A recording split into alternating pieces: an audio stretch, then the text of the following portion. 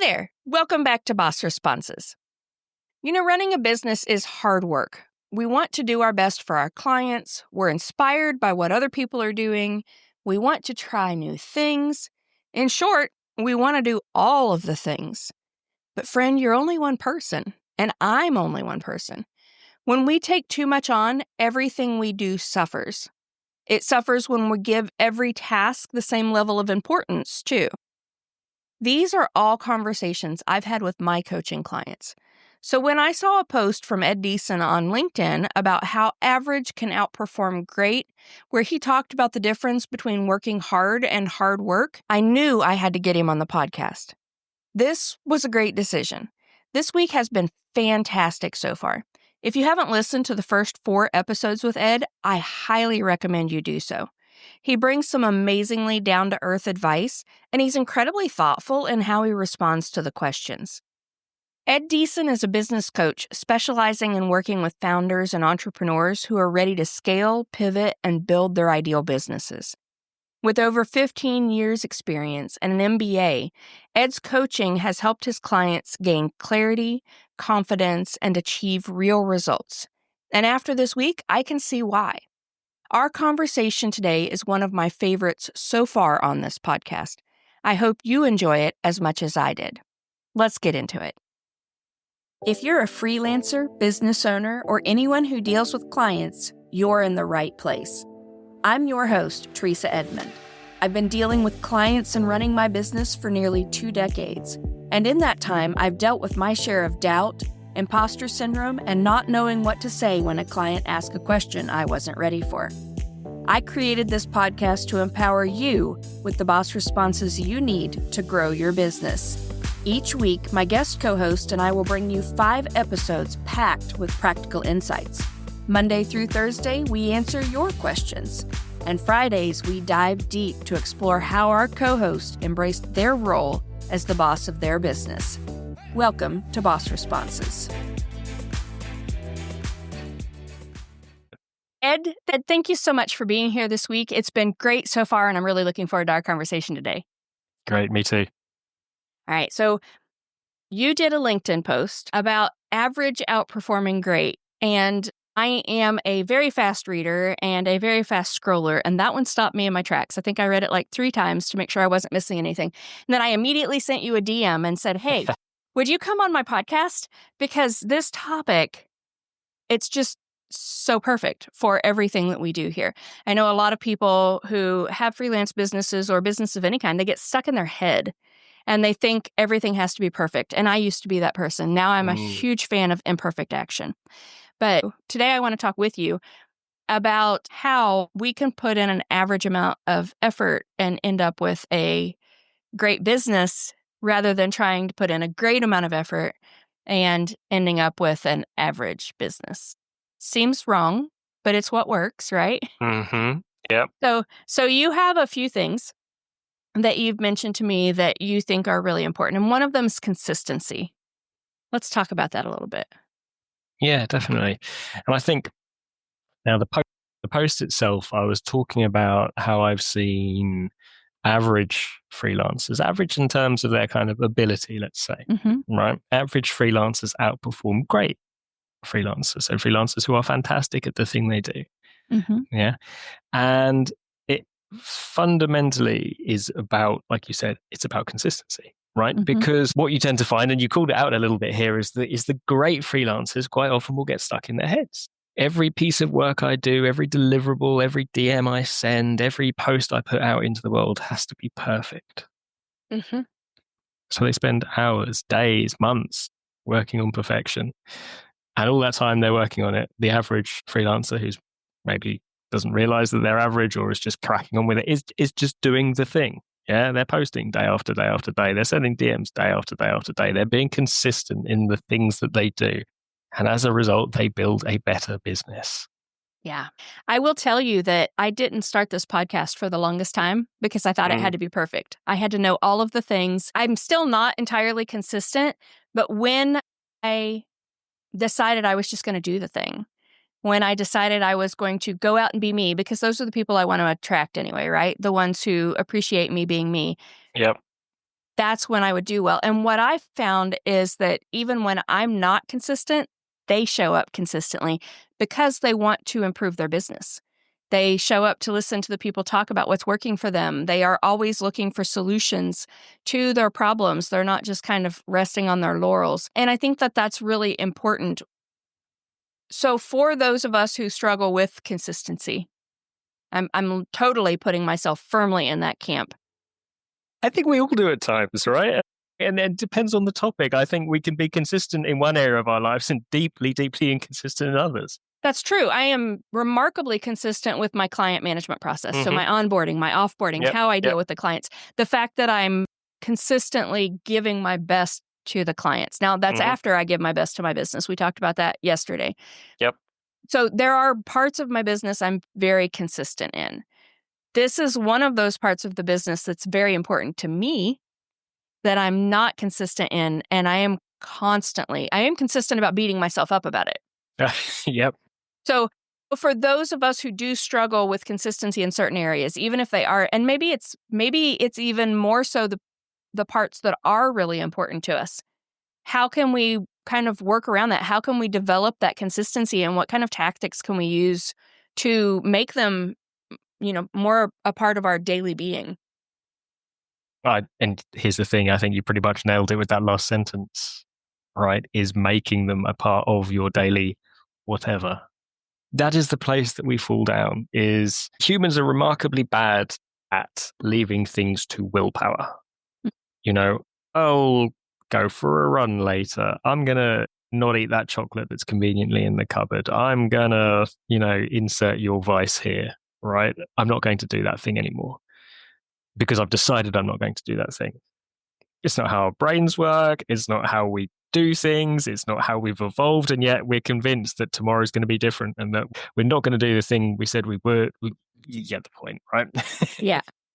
And rather than create a process or a system that stops us from doing the thing or starts us doing the thing, instead we just go, wow, willpower is going to do it. Despite the evidence of 30, 40, 50 years of our lives where it has not done the thing. Right. So this is so you kind of said it, like how do we bring it into our daily being was the term used, and we do it by being intentional about bringing it into our daily lives. Right. Yeah. Now you brought up another topic that we've touched on a couple of times this week already. Tomorrow is going to be different. I see a lot of people out there who aren't putting in the work to their business because they think tomorrow's going to be different. The world's going to change. The right client's going to drop in my lap. They're going to magically offer me a higher rate than what I ask for. Yep, that's exactly how it works in my experience. Yeah, totally. Yeah. So it's that viewpoint that I can't do this, the world's going to do it for me. I see that as a major limit in people's business. And not just a limit, I think it's an active issue. That kind of takes us into that difference between, or just even doing the work for the business. I mean, doing the work and how important that is. And I know that goes right along with consistency as well, but I think it's a little bit different. I think, so what do we look at there? So we're consistently doing the right things and we're still kind of stuck with the status quo.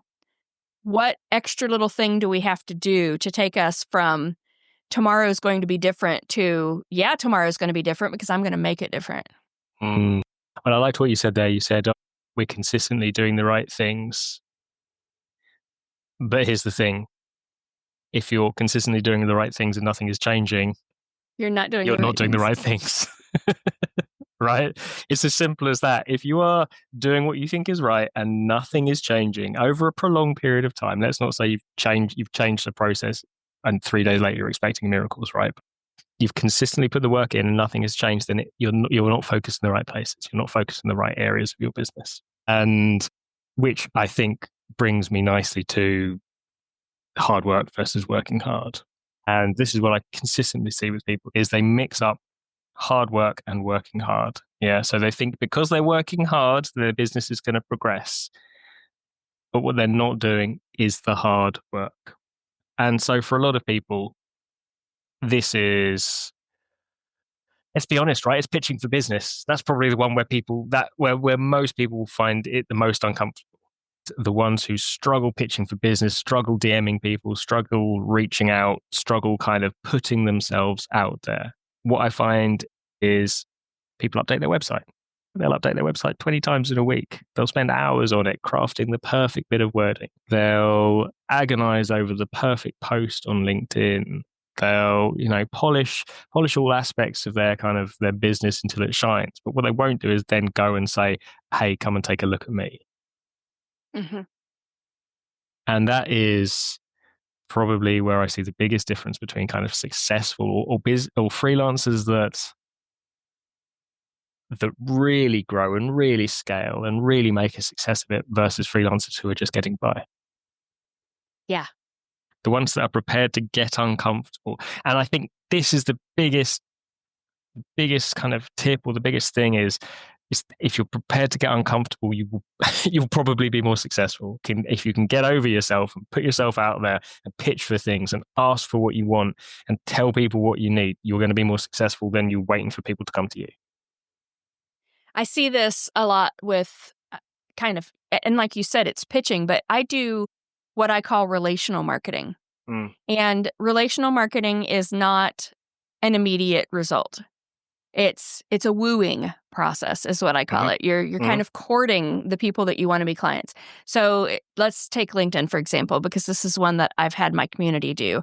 We go out and we do a LinkedIn challenge. And the whole thing is the first week you find 5 people who would be really good clients, you think, and you start wooing them. So that first week you're just commenting on their posts, you're making your name visible to them. The second week you're encouraging some sort of discussion, then you connect with them. And then after you connect, you drop in their DMs and you say, hey, thanks for connecting, but you don't pitch them. You say, hey, thanks for connecting. I really appreciated your post on, have you seen this thing? So offer value, consistently offer value. And then that conversation, usually they will say, so, hey, what do you do? Because that's what people do. So you're letting them find you by putting yourself in their face and wooing them. It's just like a couple courting. One of them has decided this is the person. They do all of the things, but it's a very business. I mean, you're not going to take them flowers unless maybe they're a florist and it's a special one. But every single time I recommend this to someone, they're like, but it takes so long. That's so many steps. They don't want to do the hard work. Would you like a client or would you not like a client? Yeah. It's as simple as that. And this is the thing, the people that are prepared to be uncomfortable, to do the boring stuff, to put the hard work in, to be average consistently are going to be the ones who are more successful. Yeah. Right. And when I say be average, I don't mean be average in terms of your outreach or be average in terms of the way you approach things or be generic. What I mean is, okay, on average, how many DMs does a good salesperson send? On average, how many hours would you spend ideally working on outreach? On average, okay, ideally I'd spend an hour a day on it. Okay, so that's your average, right? So be average. Go and spend a day each day on outreach. Yeah, go and spend a day each day on finding new clients. Day each day, an hour each day on finding new clients. That doesn't make sense, Ed. If you spend an hour each day working on finding clients, you will have much more success. You will have a much better pipeline than someone who does it in fits and starts and spurts of brilliance.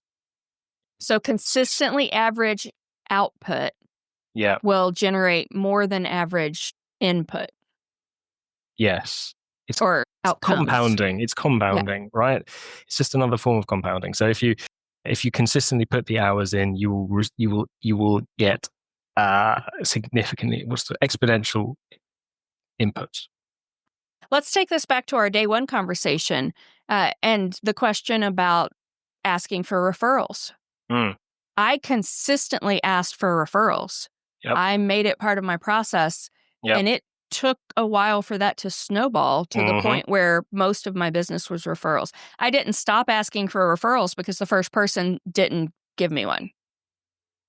Right. And this is the thing, your average now is making it part of my process. Yeah. Your average process has a request for a referral in it. Yeah. And that Yeah. average, very low effort process that I've created generates 80% of my income. Mm-hmm. Yep. So definitely average. The scales aren't balanced here. I mean, yes, you can put in a spurt of enormous effort and you might get short-term results. But I think that what really excites me about the doing things consistently at an average level, it leads to long-term sustainable results. And I'm all Mm. about building a sustainable business. So it's not like we have to go out there and pedal to the metal, go as fast as we can every single day to get great results. All we have to do is put in a decent amount of work on a regular basis and make it part of a system, and that's going to give us great results. Yes. Okay. I love that. I absolutely love it. Where do you see people struggling most when it comes to really dividing in their head the ideas of working hard and hard work? Because I have a person I'm in an ongoing conversation with about this. I cannot get them to make the distinction. That's really interesting. Because they think that working hard is the hard work. Yeah. So what would I ask a client? I would ask a client, what decision have you avoided making this week? What Oh, decision have you put off this week? What thing have you avoided doing? And as long as they can be honest with themselves and honest with you in that, there is probably that thing is probably the thing that's holding them back, right? yeah. Because I like typically that. when someone asks you that question, your brain's going to immediately go, oh yeah, there was that thing. You're going to know what it was, and you know what it was because you also know, so like deep down, that it was a thing that you need to be doing, right? You know, one of the things I tell people with content strategy is that doing a content strategy is probably 80% asking the right questions, Mm. just consistently. And I think that translates over to our business too. So that's a really good first question there. What decision have I put off making this week? What have I avoided? What are some of the other questions that we can ask ourselves? I mean, I could see asking myself, when was the last time I raised my rates? Oh, absolutely. So I've actually got a post on my site, 5 signs to look for that tell you it's time to increase your rates, right? Yeah. And this is the thing, rather than it being a willpower thing, Yes. right? So A fear. turning it from a willpower, oh, I should raise my rates. I'll do it next week. I'll do it next month.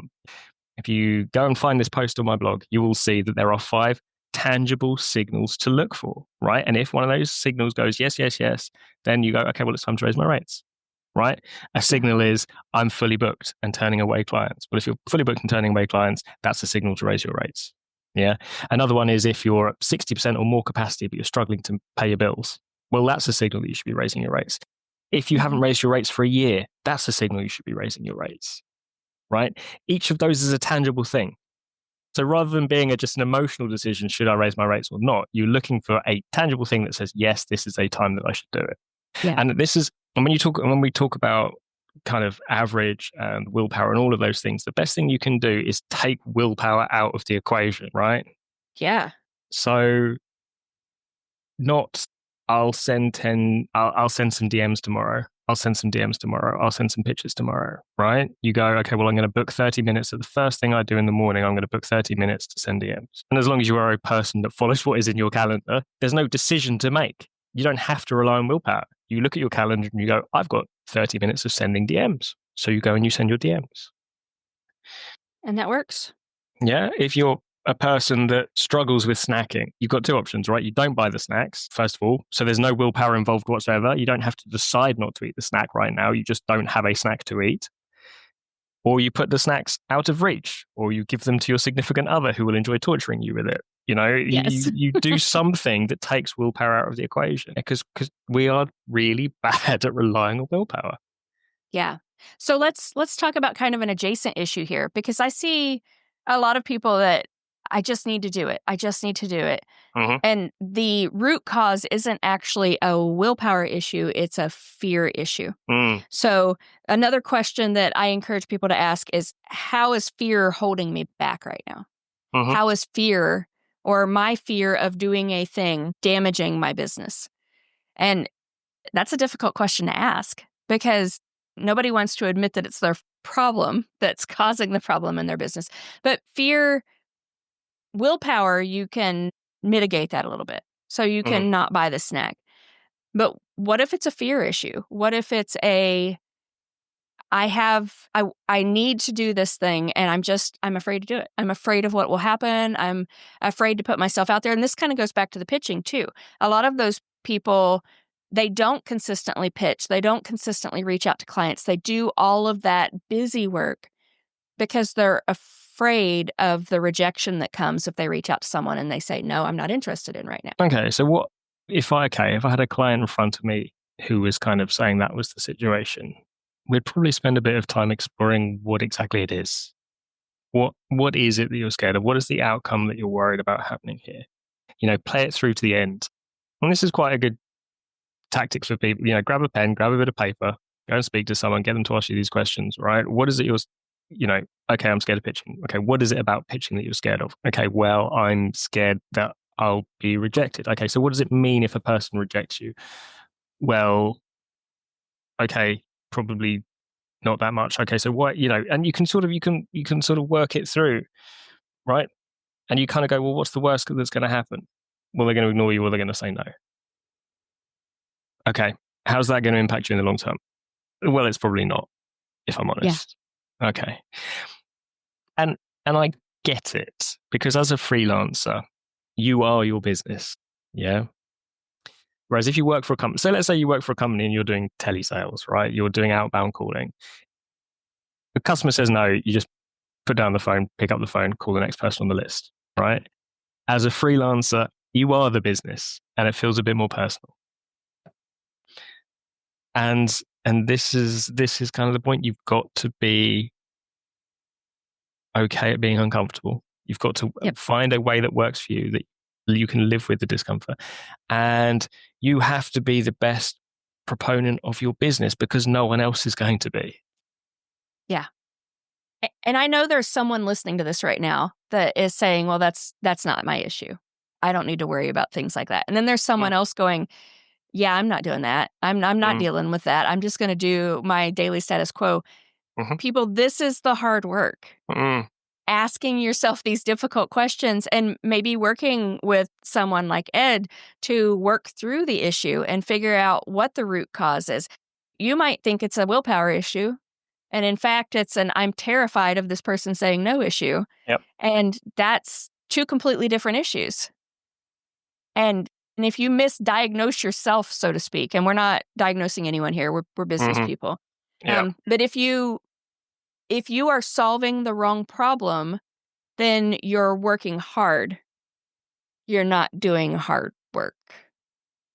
Yep. And I think that's really important.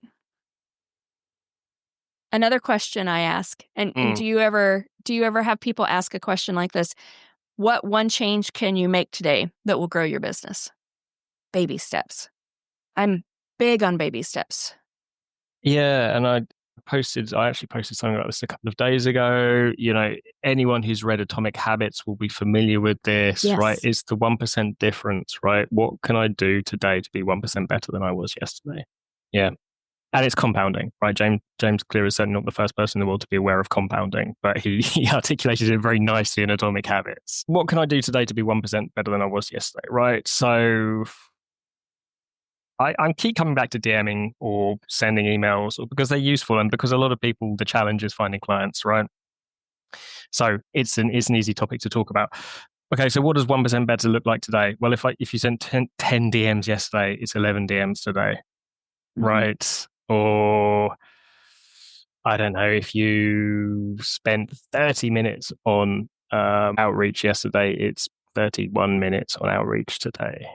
Obviously not to the point where the only thing you ever do in your day is outreach. But the point is that these are you talked about snowballing, right? Compounding, snowballing, whatever you want to call it, exponential growth. Yeah. Trying to be a little bit better today, understanding what are the things that move your business forward and focusing on them and being 1% better at those things than you were yesterday, doing it again and again and again is going to get you fantastic growth. Yeah. It's going to get you to where you want to get to.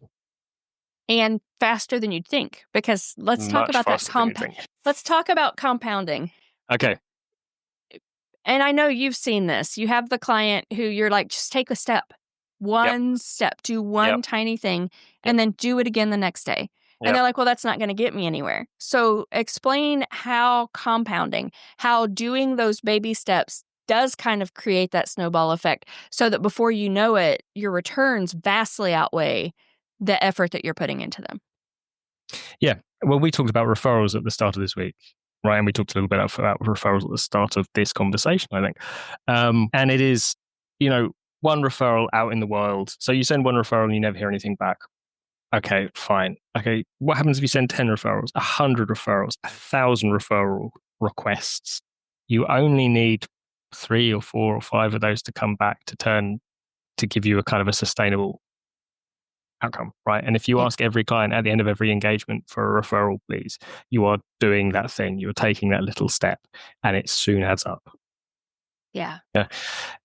I mean, compounding itself, right? So let's the 1% better every day. Yeah. If you were to invest $10,000 today, and you were able to compound that $10,000 by 1% every day. So $10,000 by 1% every day. Within 365 days, you would have something like $377,000 in the bank. Yeah. Numbers drive it home every single time. Yeah. You would have 37 times the amount you started with. Yeah. Compounding is what makes people very, very wealthy. Yeah. Whether that's compounding knowledge, whether that's compounding money. But it was little effort. That's the thing. It's just a tiny infinitesimal increase in effort. That average. Raise your average by a tiny, tiny bit, and then do it consistently, and it works. Now, one of the things I think is really interesting, and I want to kind of switch this and talk about how we can do the hard work for our clients instead of working hard for our clients, and how that can change our business. So working hard, doing all of the tasks. And I equate this, when I'm teaching about it, to the difference between doing a task and solving a problem. Because when we're doing the hard work for us, we're solving a problem. When we're doing the task, that's busy work, right? So that's the working hard versus hard work. We can do the same thing in our business for our clients. So one of the things I'm really recommending now, anyone can do the task. If you want to set yourself apart, you have to do the hard work and you have to solve the problem. So how can people that's a major mindset shift. And that's a difficult mindset shift for people, because we've been trained, usually very few people start freelancing without being in the workforce. And in the workforce, you're trained to do the busy work. You're not trained to do the strategic thinking. You're not trained to think about the solutions to the problems. So when we start running our business, we do the busy work. We don't think about the hard things. We don't do the hard work because it doesn't come natural unless someone tells us to, or unless we find a resource that makes it happen. I think this is something that we can then, once we've mastered it in our business, so everyone out there, do this in your business first, and then look at how you can apply that to the services you offer your clients to up-level what you're offering them. So that you're doing the hard work for their business, you're solving a problem for them. How much? Let's talk about compounding interest and dollar amount here. How much of a jump, Ed, do you think it is from doing the task to, and let's do a blog post. Let's just do a blog post. So let's say I get $500 for a blog post. That takes me 5 hours. I'm making $100 an hour. And I'm just using round numbers here because it's easier and I don't do math. And then let's say I do a strategic consulting gig where their blog posts aren't converting. They're not getting the traffic that they want. They're not meeting the metrics they want. And I'm looking at their posts holistically to figure out what the problem is. Do they not have good calls to action? Are they poorly structured? Are they not using things that make it easy to read? And for that 2 hours of work, I'm charging $5,000. I was going to say that was probably how I would price it, 10 times as much. Yep. Yeah. Yep. And this is, so I spent most of my career in corporate roles, right? And the people that were able to think strategically were typically the ones who would be promoted most frequently, would be most capable, most able. Not always, right? You've met the managers who can't as well. But generally, Yes. generally speaking, the people who could think strategically would be the ones that be promoted. And because they're the ones that have the most useful skills. Yeah. Yep. So to reframe it kind of to your point, I guess, right? I'm not going to say everyone could write a blog post because that kind of demeans the idea of like writing, but Right. there are thousands, hundreds of thousands of freelance writers who could write a blog post. Yeah. Right. There are far fewer writers who can strategically or build a kind of a strategic plan for a set of blog posts or identify a strategy, a content strategy, and you can charge accordingly. Yeah. Yeah. So yeah, doing the hard work for your clients, that's the goal. Do you think you are more valuable to a client churning out a piece of content that any one of 1,000 writers could churn out for them? Or do you think you're more valuable solving a problem that is preventing them from growing, preventing them from being successful? Yeah. Yeah, they are two problems and you can solve both of them. There is a problem that is we need a blog post. But there is also a problem that goes, actually, the blog post isn't the issue here. It's the way that they approach their content. It's the strategy they've got for their content. Yeah. Now, a few minutes ago, I said, do the hard work in your business first and then figure out how to offer that to clients. And I said that for a very specific reason. Whenever we are pricing, especially doing value-based pricing, so for things like consulting and strategic work, it is value-based and it's not based on your value. It's based on the value of the solution to the client. Let's get that out there because that's a common stepping stone issue. What I see on the regular is people who have not done the hard work in their business, who have not seen how thinking more strategically, how doing things more strategically, how putting in minimal effort to get maximum results. People who have not done that have a really hard time understanding why clients will pay big money for what to them is something they can do in their sleep. The thing is, your client cannot do it in their sleep. For them, it's a struggle. For them, it's 100 person hours trying to solve this problem. You can go in and do it in 5 hours. That's fine. That does not decrease the value to the client. So I this is one of the reasons this topic, we could take it in so many different directions. This, I think, is one, I see how it can grow a freelancer's business and build a sustainable business. So hard work, not working hard across the board. But this right here is, I think, the magic point. It's where science and art come together, and you've learned the value of doing this in your business. So how then can you apply it to what you're offering to your clients? That turns you from a freelancer into a superstar expert. Okay. So yeah, you reposition yourself from an order taker, yes, to a specialist, to an expert, to a subject matter expert, right? And this is the challenge that I see with a lot of freelancers, kind of particularly in the start of their careers. They are order takers. Yeah. Yes. So I've worked in corporate roles. I've hired people. I've hired lots of people over the years, right? And the ones that were most valuable to me were always the ones that said, "Yes, I can do that thing for you. And here's a few ways I can do it better, or here's a few ways that I can suggest that will make it better for you." They're the ones that I went back to. They're the ones that I kept, not the ones that delivered the work as it was on time. Yeah, great. Nice. But I expect everyone to deliver on time. Yeah. Yeah. The ones that made a difference for me were the ones that went, "Cool, I can do that. I've also got some suggestions for you." Yeah. They're the ones I went back to time and time and time again. And it's kind of the whole concept of servant leader. We are serving them, we're offering a service, but we're leading them through that service. You really have to step up and take that position of expert. When I started doing the hard work for my clients, that's when my business really changed, just across the board. I had that business coach who told me, "You're not charging enough.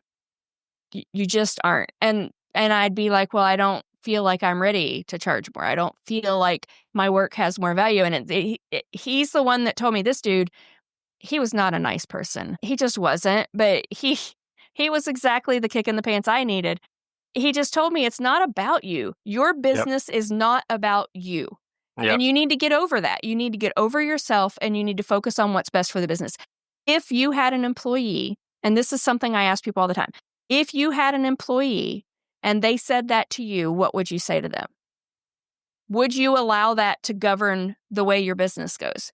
If an employee says, no, I don't think I can charge that, so let's lower your rates to meet where I feel like I am, would you go with that? Yeah. So, Also, yeah, this hard work thing, some of it is actual work, but the majority of it is mental. It's getting over yourself. getting over yourself. I was about to say, right, the majority of hard work is not actually hard in any meaningful sense, right? It's not that it's back-breaking labor. It's not that it takes hours and hours to do. The hard bit is getting over yourself, right? Because inevitably it's increasing your rates. It's saying goodbye to a crappy client. It's saying goodbye to a good client who doesn't meet your standards. Or is no longer a good fit. Yeah. It's getting rid of a product that you know that customers love, right? Those are all things that are hard. They're not physically hard. They're emotionally hard. And it almost always comes down to how you feel. And that's the hard bit. Never going to tell someone to take your emotions completely out of your business because most of us are sole proprietors and we're doing our business for a reason. And that reason is usually emotionally based. But if you want to think like a CEO, you have to learn when to take the emotions out. And sometimes that's saying no to a client. Sometimes that's saying no to a specific subcontractor. Like if you need to bring someone in on a project and you're like, ooh, I could bring my friend Bob in. I love Bob. He's great. And then you're like, Bob is not a good fit for this project. I really need to bring in Sally. I don't like Sally. Sally is so difficult to work with, but she's the best person for this job. So sometimes we have to take emotions out. To me, this was the thought that I had whenever I read your LinkedIn post. I'm going to go back to that again. My first thought was he gets it. It's not about hours. It's not about effort. It's about being very strategic in where you put the little effort you put in. Mm-hmm. So I'll tell a quick story here because I think it's relevant, right? One of my first ever coaching clients, I was working with them and they had big plans for what they wanted to do. And one of the things they wanted to do is go from working 5 days a week to 2 days a week because they had kind of specific plans in mind. And obviously when we started working together, I was like, well, that is ambitious, but okay, right? And we got to a place where they'd gone from 5 days a week to 2 days a week, and they were actually making more money than they had been when they were working 5 days a week because they had taken out all of the working hard, right? And the only thing they were doing was the hard work. Yeah, they were only doing the stuff that moved their business on, that found them more clients, that generated them more money. Now, don't get me wrong, those 2 days they were working were difficult, and they were probably kind of emotionally difficult, emotionally taxing, but they weren't working any harder than they had been when they were working 5 days a week, right? Mm-hmm. But they were doing the hard work, and that they were making more money as a result of it. Yeah. And it just shows how much time we spend doing kind of stuff that we don't need to be doing, and how much also putting off those hard decisions holds us back. Yeah. That's I had one of my first coaching clients. Still, do you ever get one of those ideal clients and you're like, this right here, this person embodies everyone that I want to work with moving forward. Yeah, they just do the work. She ended up being that person. But she came to me and she said, I want to learn how to offer this new skill set. And it's one that I specialize in. Mm-hmm. And so we're talking, we do the thing, I'm finding out about her business. And I'm like, why? Well, because it's a high value service. Why would you want to spend all of this effort and learn to do this thing and do it for clients when, as an aside, she told me that she has published books that are actually making money? She has a growing community that is actually making money. And so I asked her one question. I said, Why would you want to spend your effort building a client's business when you could put it into your business and grow it even more? And she didn't know, but when she came back the next week, she completely changed her priorities. And she made back her coaching fee in the first month. She made it back 3 times by the end of the 90 days because she switched her perspective and she started focusing on her business and what was right for her business instead of what was right for her clients or what she thought would be the right choice for her clients. That's hard work. She had to completely rethink the conclusion she had come to and decide to do something that was way uncomfortable for her. And I think that that's just kind of important. I love those. That's what I love about coaching is seeing those breakthrough moments, I think. But every single one of my clients, what we work on is hard work. It's not busy work. I will tell you this. If it was the easy stuff, they'd have done it themselves, right? This is right. what it comes down to. You speak to a coach because you you've tried the easy stuff and it's not working. If you could busy work yourself into success, every person in the world would be successful. Basically. All of my clients, 100%. And I guess that depends on the way you define success as well. If you could busy work your way into the type of success you're looking for, then you'd already be there. It's changing your thought processes and changing your focus just across the board. What is a spectacular failure you've seen in this area where someone just refused to do the hard work and they kept on doing the working hard? And I mean, failure obviously is just stagnancy in that case. Or it could mean an implosion. Yeah, I think the biggest one for me was not a client of mine, but someone I was speaking to, and they had they just kind of bumbled along a little bit and they'd kind of fallen into what they were doing and they were making really good money from it. And they had one client who was about 70% of their revenue, 80% of the you know exactly where this is going, right? Yes. 80% of the revenue. And he never even considered that client might stop working with him. That's painful. You obviously know where this is going, right? Because thinking about that client not working with him anymore was hard work because it emotionally made him not feel good. And what happened? That client disappeared. And overnight, 80% of his revenue disappeared. And if he'd done the hard work and if he'd been prepared to sit there and go, what happens? What would happen if this client left me? He would have done the things that he needed to do. And instead he was left scrabbling around trying to find alternates, right? Trying to fill that space. But it was a significant amount of money. Once again, the hard work is asking yourself the hard questions. Yep.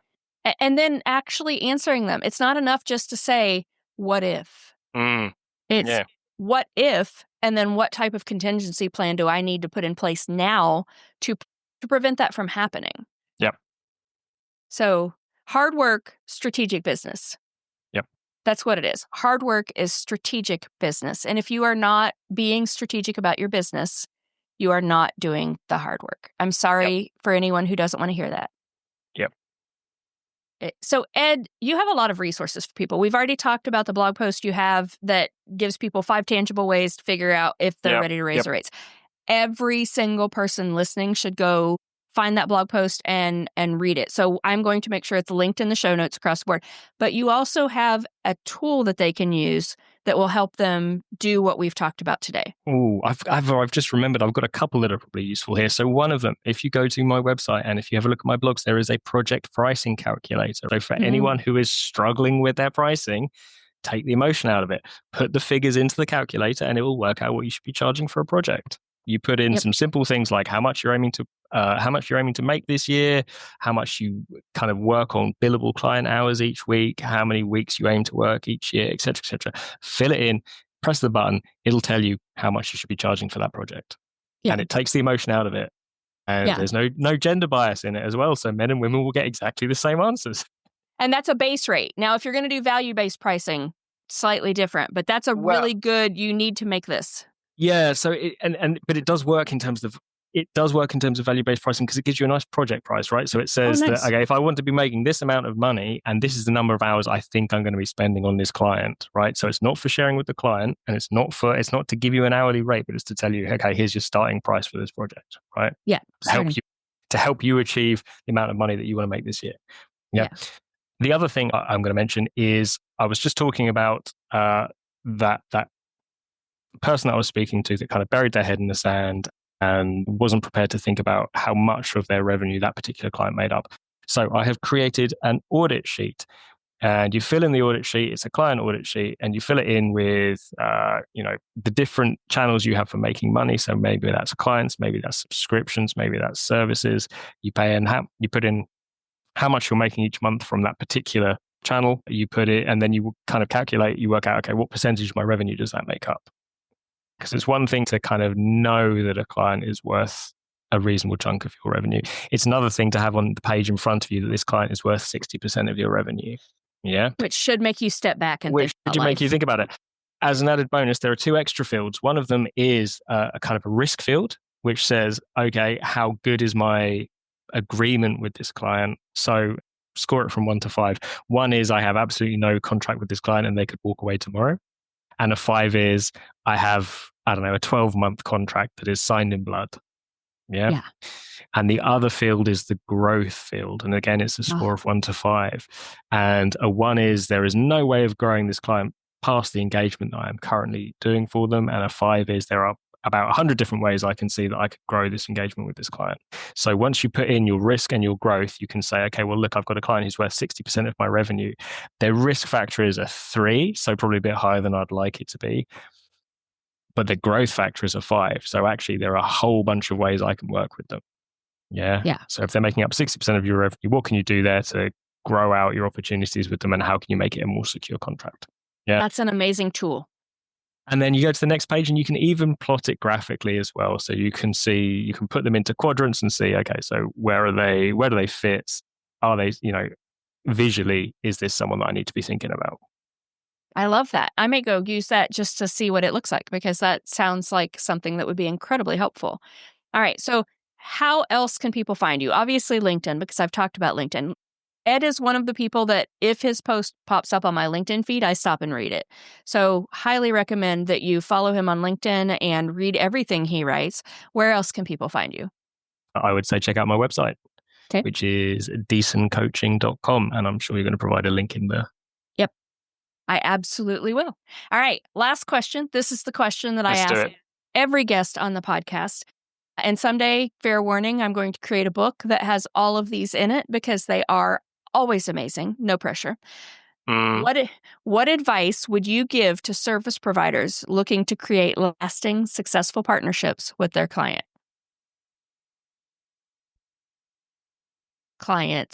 I should say, with their clients? Yeah. Man, ask for feedback. Constantly ask for feedback. Like my corporate experience, I was head of customer experience for billion-dollar brands, right? So I spent my life asking customers what they thought about our service and how I could improve it. And the number of freelancers that never asked their clients, hey, is there anything we could be doing differently? How do you find working with me? Is there anything you'd like me to think about for you? It blows my mind. You're speaking to these clients, you're delivering work for them day in, day out, and you never stop and ask, hey, is there anything I could do better? Or is there anything I could do differently? Or is there anything that would help?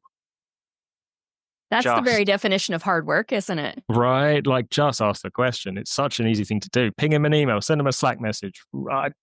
Next time you're on a call, hey, how's this engagement going for you? Is there anything that I could do to improve? What's one thing I could do that would make your life easier? Yes. Yeah, that question will get you work every time. It can be as simple as that, right? Yep. That's perfect. And that is hard work. That is definitely hard work. Because you're setting yourself up, right? You're setting yourself up for hurt feelings. You're setting yourself up for, if you're someone who doesn't take, I hate the term constructive criticism, just going to throw that out there, because I don't think there's anything constructive about criticism. But I think that you can ask this question and keep an open mind and figure out at least how you can apply it to that client's relationship. Do not ask this question and then make no changes. Yeah. Yes. Okay. 100%. So for anyone, I'm going to repeat that, right? Don't ask this question, then not do anything with it, because there is nothing that will destroy a relationship with a client more than asking them what you can do differently and then totally ignoring them. Yes. Yeah. If you ask your client a question, always listen to the answer and always either apply it or very quickly explain why that's not going to happen. Mm-hmm. Because sometimes there's unreasonable asks. Yep. But you need to respond. Communication, proactive communication. This is proactive communication across the board. You are proactively asking them what you could do different. You're proactively asking them how you can serve them better. And then you are proactively communicating to them, that's a great idea. Let's look at how we can do that. Or that's not something I can actually do, but how about? Yep. So, yeah. See? Gold. Every single one of these answers ends up being just what people need to hear. All right, Ed, thank you so much for being here with us this week. I know it was a lot of heavy topics, but I think you handled it well, and it was really great advice across the board. Thank you very much. It's been a pleasure being here. All right, thank you.